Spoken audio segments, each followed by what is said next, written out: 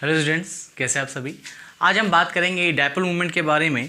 मैंने काफ़ी ज़्यादा वीडियो बना चुका हूँ मैं केमिकल बॉन्डिंग के ऊपर, और ये मेरा लास्ट वीडियो है। हाँ, डेफिनेटली लास्ट वीडियो है। डायपोल मूवमेंट छोटा सा टॉपिक है। इस वीडियो में कवर करने के बाद हम उससे जुड़े हुए क्वेश्चंस मेन और एडवांस दोनों यहाँ पे डिस्कस करेंगे, ठीक है। और हो सका तो नीट के भी डिस्कस करेंगे। और बात करते हैं आज हम डायपोल मूवमेंट के बारे में, और देखते हैं किस किस कंपाउंड के अंदर डायपोल मूवमेंट हो सकता है और किस किस कंपाउंड के अंदर डायपोल मूवमेंट नहीं हो सकता, और डायपोल मूवमेंट बताता क्या है। तो शॉर्ट में मैं बता देता हूँ आपको। डायपोल मूवमेंट जितना ज़्यादा होगा किसी कंपाउंड में, कोवेलेंट कंपाउंड के अंदर, उतना ज़्यादा उस मॉलिक्यूल के अंदर आयनिक कैरेक्टर होगा। जितना ज़्यादा डायपोल मूवमेंट होगा उतना ज़्यादा आयनिक कैरेक्टर होगा। अब डायपोल मूवमेंट कैसे होगा? फॉर एग्जाम्पल अगर मैं बात करता हूँ कोई कंपाउंड ऑर्गेनिक कंपाउंड्स की जगह इनऑर्गेनिक कंपाउंड्स ले लेता हूँ। फॉर एग्जाम्पल अगर मैंने ले लिया C triple bond O positive negative, आपको देख रहा है कार्बन से ज़्यादा इलेक्ट्रोनेगेटिव कौन है? ऑक्सीजन, ठीक है। तो ये डायपोल मूवमेंट की डायरेक्शन इस डायरेक्शन में होगी, और डायपोल मूवमेंट इस डायरेक्शन में होगा क्योंकि oxygen is more electronegative than carbon. और दूसरी बात, यहाँ हम बात करेंगे कि पॉजिटिव चार्ज है और यहाँ निगेटिव चार्ज है। पॉजिटिव चार्ज इलेक्ट्रोनेगेटिव एटम के ऊपर आता है, तो यहाँ पे उसकी इलेक्ट्रोनेगेटिविटी और बढ़ जाती है, उसकी वजह से और ज़्यादा डायपोल मूवमेंट बढ़ जाएगा। एक नॉर्मल हो गया, और दूसरे देख लेते हैं। फॉर एग्जांपल अगर मैं बात कर लेता हूँ, ये कॉमन है इसीलिए मैं इस चीज़ को आपको डिस्कस कर रहा हूँ। CH डायरेक्शन हमेशा उस डायरेक्शन बनेगी जिस डायरेक्शन में इलेक्ट्रॉनिक क्लाउड या बॉन्डिंग इलेक्ट्रॉन पुल हो रहे होंगे। क्लोरीन से ज़्यादा इलेक्ट्रोनेगेटिव है हमारा, कार्बन से ज़्यादा इलेक्ट्रोनेगेटिव है क्लोरीन, तो इसीलिए ये डायरेक्शन कुछ ऐसे होगी, ठीक है।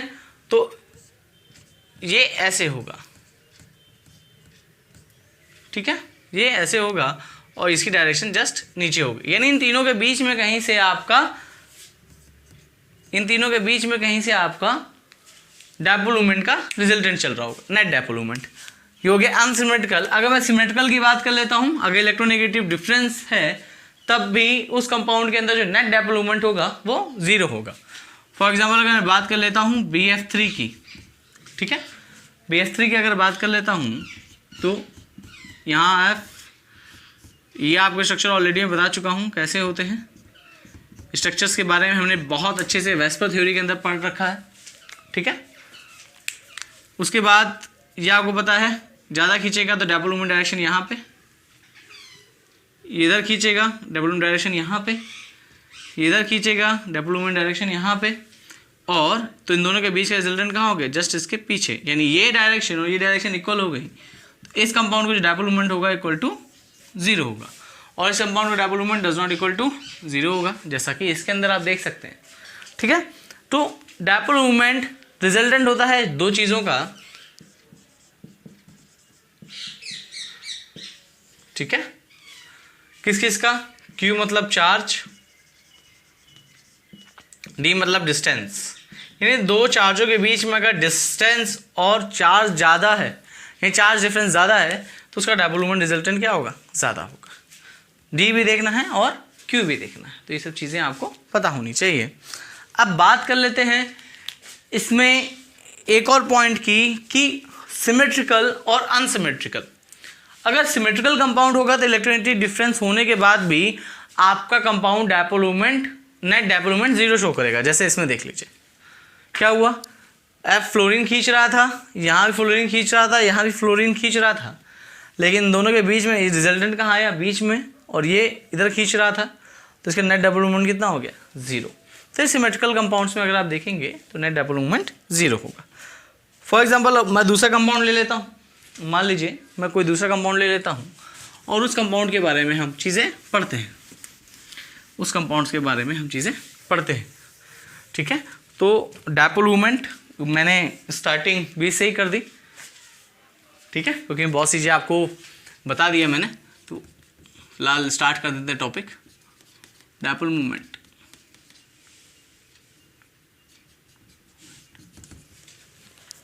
ठीक है, डायपोल मूवमेंट।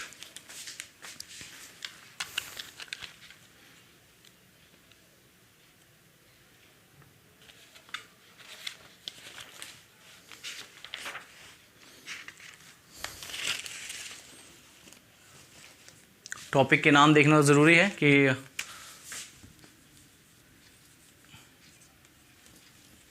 कहाँ से क्या चीज़ ख़त्म हो जाए, इसीलिए टॉपिक के नाम देखना ज़रूरी है। बस नोट्स देखना लग गया था आपने, ठीक है। तो सिंबल इम्बल मैंने आपको ऑलरेडी डिस्कस कर दिया, ठीक है। और सिमेट्रिकल अनसिमेट्रिकल के बारे में मैंने आपको शॉर्ट में थोड़ा बता दिया। चलिए कुछ और मॉलिक्यूल्स देख लेते हैं, SF6 देख लेते हैं, ठीक है। इसका स्ट्रक्चर डिस्कस कर चुका हूँ। स्ट्रक्चर पता होना चाहिए बेटा आपको, ठीक है। स्ट्रक्चर नहीं पता होगा तो आप नहीं कर पाएंगे, थोड़ी बहुत प्रॉब्लम आपको, क्या ज़्यादा ही प्रॉब्लम होगी। स्ट्रक्चर पता होना चाहिए। वैसे थ्योरी में ऑलरेडी मैंने बता रखा है, तो इसलिए मैं डायरेक्ट यहाँ पे लिखूँगा, बनाऊँगा इसका स्ट्रक्चर। शेप F इसका होता है ऑक्टाहेड्रल। तो अब जरा गौर से देखिएगा, ठीक है।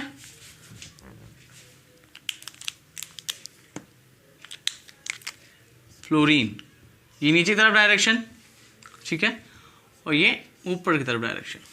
क्लियर, कैंसिल आउट हो गया। ऐसे ही इसकी डायरेक्शन इधर, इसकी डायरेक्शन इधर, तो इसका रिजल्टेंट कहाँ होगा, यहाँ पे। इसकी डायरेक्शन इधर, इसकी डायरेक्शन इधर, तो इसका रिजल्टेंट कहाँ होगा, यहाँ पे। तो इसका डायपोल मोमेंट क्या है, 0। इसका डायपोल मोमेंट क्या है, 0।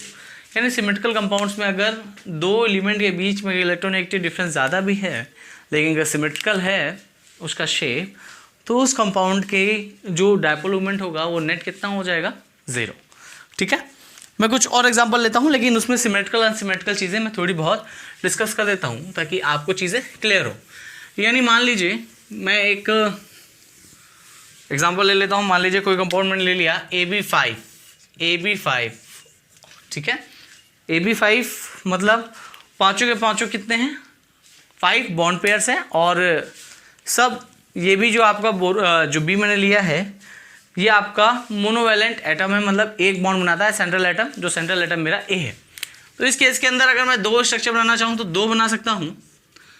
दो कैसे बना सकता हूँ, जनरली होता है ट्रायगोनल बाइपिरामिडल। तो पहले हम वो बना लेते हैं, ए सेंटर पे रख के, बी यहाँ, बी यहाँ, बी यहाँ, बी यहाँ, बी यहाँ, ठीक है। इस कंपाउंड के अंदर एक चीज़ ध्यान रखिएगा, इसके अंदर कौन सा डी ऑर्बिटल यूज़ हुआ है वो इंपॉर्टेंट रोल प्ले करता है। हाइब्रिडेशन सबको पता है AB5 होगा, तो इसका हाइब्रिडेशन होगा sp3d, ठीक है। यहाँ तक क्लियर, ठीक है। ये हो गया। अब जब ऊपर नीचे केवल है तो इसको, ये जो डी यूज़ होता है ये dz² होता है ट्रायगोनल बाइपिरामिडल के अंदर, ठीक है। सपोज मैं मान लेता हूँ कि बी की इलेक्ट्रोनेगेटिविटी जो है वो ज़्यादा है ए की इलेक्ट्रोनेगेटिविटी से, ठीक है। बी की इलेक्ट्रोनेगेटिविटी ज़्यादा है ए की इलेक्ट्रोनेगेटिविटी से, तो होगा क्या, नीचे वाला सेम ऐसे खींचेगा, ये ऐसे खींचेगा, ये ऐसे खींचेगा। डायपोल मोमेंट डायरेक्शन ये ध्यान रखिए उस तरफ जाएगी जो मोर इलेक्ट्रोनेगेटिव होगा, एरोस की तरफ जा रहा है, ठीक है। रिजल्टेंट इसके बीच में हो गया, ये अप साइड में हो गया और ये आपका डाउन साइड में हो गया, राइट, खत्म। नेट कितना आ रहा है, कैंसिल आउट हो रहा है, तो म्यू इज इक्वल टू 0। लेकिन डी कौन सा यूज हुआ, dz² हुआ। क्या इसका जो दूसरा अनसिमेट्रिकल जो शेप है वो बनाऊं तो क्या उसमें 0 होगा, चलिए देख लेते हैं। ए सेंटर एटम मैंने ले लिया, ठीक है, बी बी बी बी नीचे बना देता हूँ, जो पर जगह कम है तो बी नीचे बना देता हूँ, ठीक है। इस कंपाउंड के बारे में बात करेंगे, ये इधर, ये इधर, ये रिजल्टेंट ऐसे हो गया, ठीक है, ये इधर, ये इधर, ठीक है, इधर बीच में हो गया। लेकिन नीचे वाले का रिजल्टेंट ऊपर कैंसिल आउट नहीं हो रहा है, ऊपर कैंसिल आउट नहीं हो रहा है। यानी इसके अंदर dipole movement, net dipole movement जो बात कर रहा हूँ सब नेट है बेटा, मैंने लगाया नहीं है कहीं पे, लगा लीजिएगा। नेट की बात करते हैं, net does not equal to 0 होगा क्योंकि अनसिमेट्रिकल है। इसके अंदर जो डी यूज़ हुआ है, यानी डी ऑर्बिटल जो मैंने यूज़ किया है वो यूज़ हुआ है dx² minus y², dx² minus y²। और dx² माइनस y² जो आपका ऑर्बिटल जो होता है, आपको जो ऑर्बिटल होता है वो अलोंग द एक्सिस होता है, वो आपका अलोंग द एक्सिस होता है। मैं उसका बना देता हूँ आपको, अलोंग द एक्सिस होता है, एक्स और वाई, ये इसका शेप होता है T X square minus Y square. तो चीज़ आप ध्यान रखिएगा। पहली बात क्या बताई मैंने आपको, डायपोल मोमेंट के लिए दो चीज़ें आपको जानना ज़रूरी है, चार्ज डिफरेंस होना चाहिए और डिस्टेंस होनी चाहिए। दोनों मल्टीपल अगर बढ़ेंगे तो आपका डायपोल मोमेंट बढ़ेगा, ठीक है। सिमेट्रिकल कंपाउंड में अगर इलेक्ट्रोनेगेटिव डिफरेंस है भी तो भी कंपाउंड के नेट डायपोल मोमेंट जीरो हो जाता है, क्योंकि एक दूसरे को कैंसिल आउट कर देते हैं, ठीक है। अनसिमेट्रिकल में वही कंपाउंड जो होता है नेट डायपोल मोमेंट शो करने लग जाता है, जैसे इसके अंदर है, ठीक है, जैसा आपका इसके अंदर था। तो आई होप यहाँ तक आपको क्लियर रहा होगा, इसमें आपको कोई इशू नहीं होगा, ठीक है। यहाँ तक आपको क्लियर रहा होगा, ठीक है। अब बात कर लेते हैं, एक मिनट रुकिए, मैं ज़रा देख लेता हूँ कुछ छूटा तो नहीं है। हाँ, एक्सेप्शन तो मैं आपको डिस्कस अभी करा दूंगा, बाकी ज़्यादा कुछ ऐसे क्वेश्चंस आते नहीं हैं इसमें, ठीक है। हाँ, तो बाकी चीज़ें यहाँ तक क्लियर हो गई होगी। सिमेट्रिकल अनसिमेट्रिकल आपसे पूछेगा, अगर मान लीजिए कि AB5 है, उसके अंदर सब के सब बॉन्ड पेयर्स हैं, अगर मैं वो डी ऑर्बिटल यूज़ करूँ D X square minus Y square, क्या नेट डायपोल मोमेंट क्या रहेगा? जीरो नहीं होगा। अगर X square minus Y square use किया मैंने, अगर डी जेड स्क्वायर यूज़ करूँगा तो डायपोल मोमेंट जीरो होगा, क्योंकि जो शेप जाएगी वो जाएगी TBP, ट्रायंगुलर बाइपिरामिडल। ये जा रहा है स्क्वायर पिरामिडल, ये क्या जा रहा है? Square pyramidal. तो ये चीज़ आप ध्यान रखिएगा। ये बात कर ली मैंने नॉर्मल चीज़ों के ऊपर। और डायपोल मूवमेंट आपको पता ही है कि डायरेक्शन बेसिस पे हो रहा है, और डायपोल मूवमेंट का अगर डायरेक्शन होगा तो नेट डायपोल मूवमेंट आप वेक्टर क्वांटिटी वाला जो कॉस थीटा वाला फॉर्मूला जो फिजिक्स में हम लोग जनरली यूज़ करते हैं उससे आराम से निकाल सकते हैं, उससे हम आराम से निकाल सकते हैं, ठीक है, उससे हम आराम से निकाल सकते हैं नेट डायपोल मूवमेंट। तो फॉर्मूला एक बार मैं लिख देता हूँ ताकि आपको थोड़ा सा इजी रहे।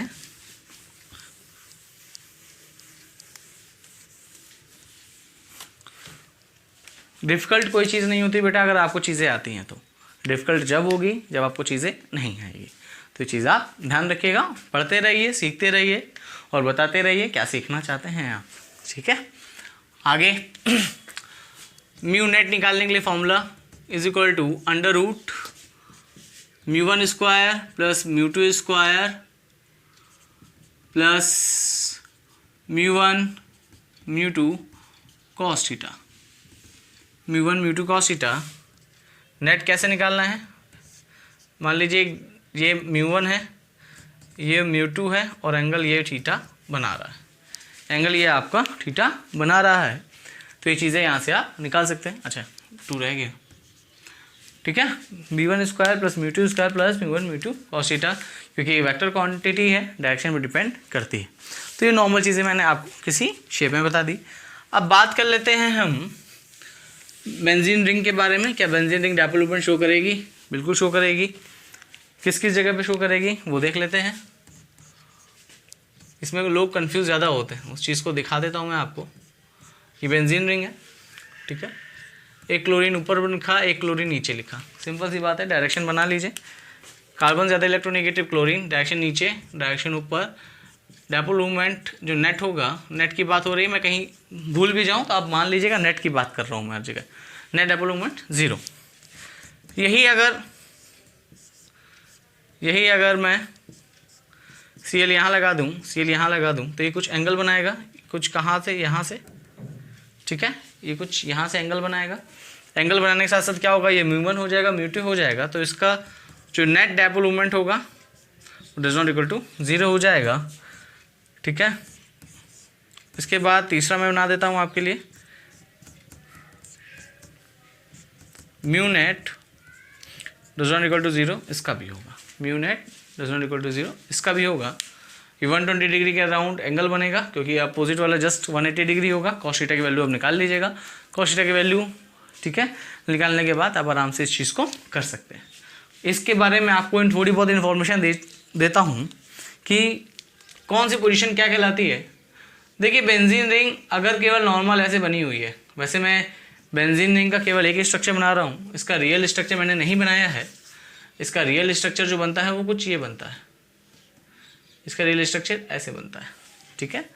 रिंग के इलेक्ट्रॉनिक क्लाउड्स घूमते रहते हैं, कॉन्जुगेशन होने की वजह से। कॉन्जुगेशन मैं आपको इनऑर्गेनिक के अंदर डिस्कस कर चुका हूँ, बहुत जल्दी ऑर्गेनिक के अंदर भी चीज़ आएंगी और बहुत जल्दी मैं क्वेश्चन डिस्कस आपको करा दूंगा, किसके, आइसोमेरिज्म के, और जो आपके बाकी हैं ऑप्टिकल आइसोमर्स के क्वेश्चन, सारे क्वेश्चन मैं डिस्कस करा देता हूँ। ठीक है, तो ये हो गया। जब तक कोई पोजीशन, कोई भी ग्रुप सब्स्टिट्यूट नहीं है बेंजीन रिंग के ऊपर, सारी ऑर्थो है, सारी मेटा है, सारी पैरा है। ठीक है, लेकिन अगर मान लीजिए कोई ग्रुप सब्स्टिट्यूट हो गया, यहाँ पे कोई ग्रुप लगा दिया आपने, मैंने यहाँ लगा दिया, कोई ग्रुप लगा दिया, तो जिस पोजीशन पे ग्रुप लगा होगा उसको इप्सो पोजीशन कहते हैं। क्या कहते हैं? इप्सो पोजीशन। क्या कहते हैं? इप्सो पोजीशन। उसके जस्ट बगल वाली जो पोजीशन होती है उसको कहते हैं ऑर्थो। ओ से डिनोट करते हैं, ये भी आपकी ऑर्थो है, मैं ओ लिख देता हूँ, केवल एक तरफ मैंने बता दिया। ठीक है, उसके जस्ट नेक्स्ट वाली जो दो पोजीशन होती हैं उसको कहते हैं मेटा, उसको कहते हैं मेटा। ये आपकी मेटा है। ठीक है, समझ में आ रही बात? उसके जस्ट अपोजिट वाली जो पोजीशन होती है एक होती है, इसको कहते हैं पैरा। क्या कहते हैं? पैरा, और इसको पी से डिनोट करते हैं, स्मॉल पी से। ठीक है, तो पोजीशन एक सब्स्टिट्यूट करने के बाद ही आप बता सकते हैं कौन सी ऑर्थो है, कौन सी पैरा है, कौन सी मेटा है। अदरवाइज आप चीज़ें डिस्कस नहीं कर सकते, कि आप अलग नहीं कर सकते। तो ये दो पोजीशन कौन सी है, इसके रेफरेंस में देखोगे तो ये पैरा, इसके रेफरेंस में देखोगे तो ये ऑर्थो, इसके रेफरेंस में देखोगे तो ये मेटा। आप किसी को भी देख सकते हैं। तो अगर ये मोनो सब्स्टिट्यूएंट्स अगर लगाते हो, सी वाला तो डायपोल मोमेंट रहेगा, क्योंकि एक लगा है, दो लगा दिए मैंने, डैश सब्स्टिट्यूट कर दी बेंजीन रिंग, उसके बाद मैंने चीज़ें आपको बता दी। ठीक है, अब बात करते हैं, मान लो मैंने क्लोरीन लगा लिया तो ठीक है, मान लीजिए मैं अगर फिनॉल ले लेता हूँ। ठीक है, फिनॉल लिखता हूँ तो क्या उसमें डायपोल मोमेंट होगा? यानी दो हाइड्रोक्सी ग्रुप मैं बेंजीन रिंग के ऊपर सब्स्टिट्यूट कर देता हूँ। ठीक है, तो क्या इसमें डायपोल मोमेंट नेट होगा कि नहीं होगा? फॉर एग्जांपल अगर बात कर लेता हूँ, मैं ऐसे लिख देता हूँ OH और OH, क्या इसमें डायपोल मोमेंट होगा? लोग कहेंगे अरे क्लोरीन के तरीके हैं, डायपोल मोमेंट नहीं होगा। ऐसा नहीं है, इसके अंदर डायपोल मोमेंट होता है, लेकिन एक आपके ज्योमेट्रिकल आइसोमर्स में होता है। इसमें भी ज्योमेट्रिकल आइसोमर्स होते हैं, वो देख लीजिए कैसे। इसको हम दो तरीके से लिख सकते हैं, क्योंकि इसमें दो एटम है, एक ऑक्सीजन और एक हाइड्रोजन, तो एक बॉन्ड से रिलेटेड होंगे, तो इसको दो तरीके से लिखा जा सकता है। कैसे? OH यहाँ पे, OH यहाँ पे।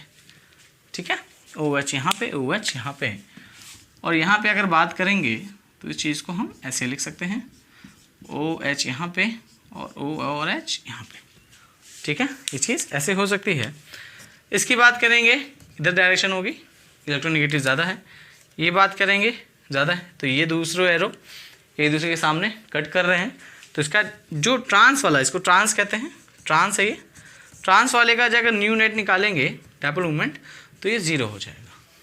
लेकिन अगर आप इसका देखेंगे तो सेम डायरेक्शन में जा रहे हैं, तो इसका डायपोल मोमेंट 0 नहीं होगा, इसका dipole moment does not equal to 0 होगा। तो ये चीज़ आप ध्यान रखिएगा, ये चीज़ आप ध्यान रखिएगा।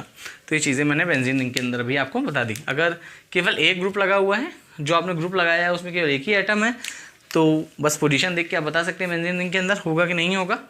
अगर वैल्यू दे देता है, एंगल दे देता है, या एंगल आपको पता ही चल जाएगा, इतना 120 डिग्री 180 डिग्री, तो ये सब चीज़ें आप निकाल सकते हैं।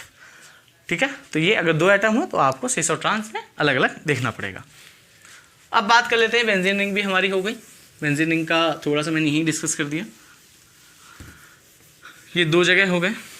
अब बात कर लेते हैं और क्या कुछ एक्सेप्शन केस होता है। हाँ, एक जगह एक्सेप्शनल केस भी होता है, ज़्यादा है, लेकिन एक क्वेश्चन पूछा बहुत ज़्यादा, तो इसको मैं एक्सेप्शन में यहाँ बता देता हूँ आपको। फॉर एग्जांपल क्या क्या होता है, CH3Cl,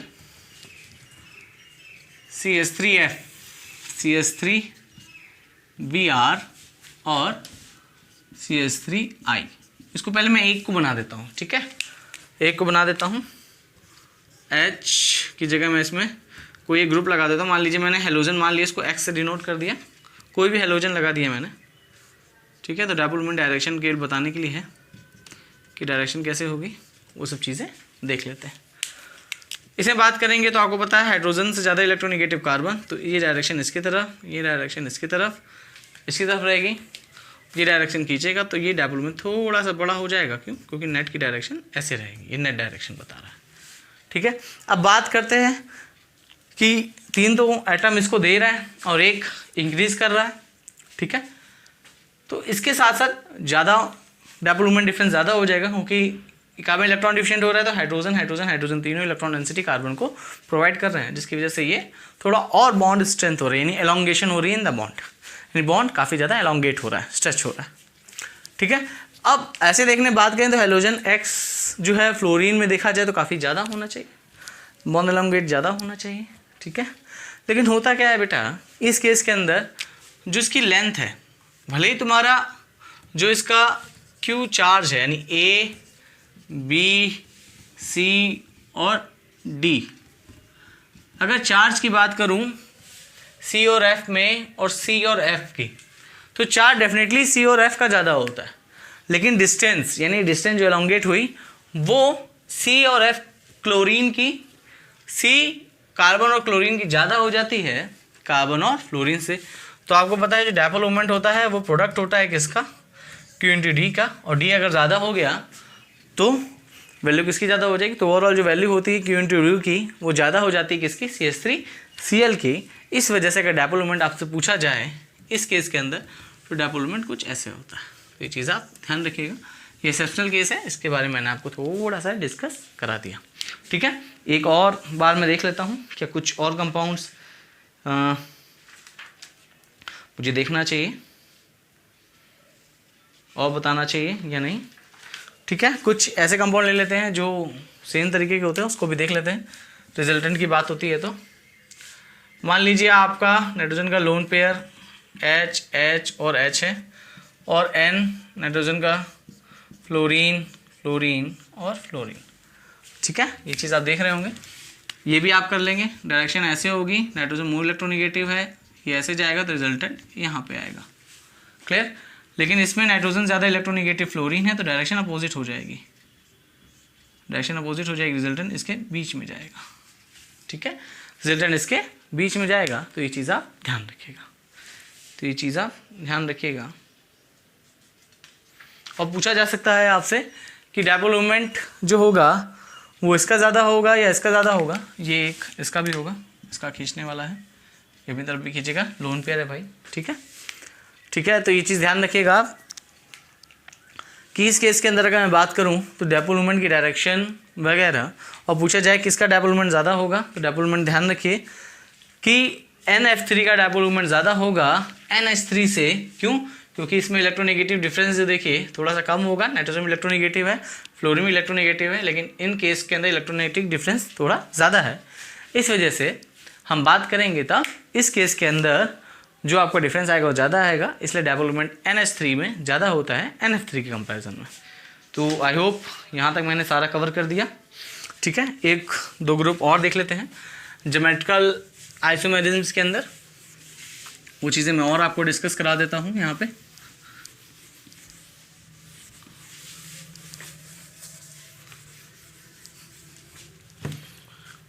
फॉर एग्जाम्पल अगर दे रखा है आपको ClH ClH, ठीक है, इसको मैं CH3 ले लेता हूँ, बहुत देर से HH ले रहा हूँ, CH3 ले लेता हूँ। ठीक है, इसके बारे में ऑलरेडी मैंने बता रखा है आपको ज्योमेट्रिकल आइसोमेरिज्म्स के बारे में।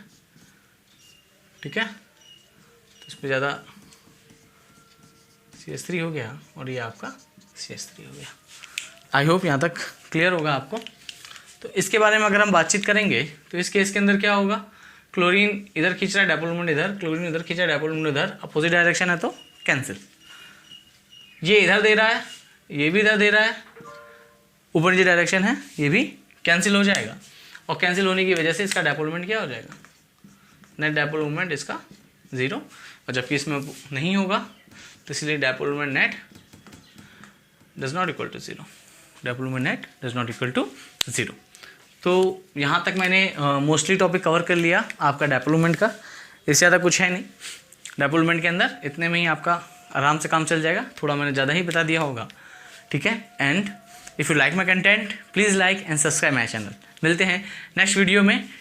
इनऑर्गेनिक के अंदर आप क्वेश्चंस करेंगे हम केमिकल बॉन्डिंग की। ठीक है, मिलते हैं नेक्स्ट वीडियो में इनऑर्गेनिक में क्वेश्चंस के साथ, जेई मेन और एडवांस। ठीक है, थैंक यू।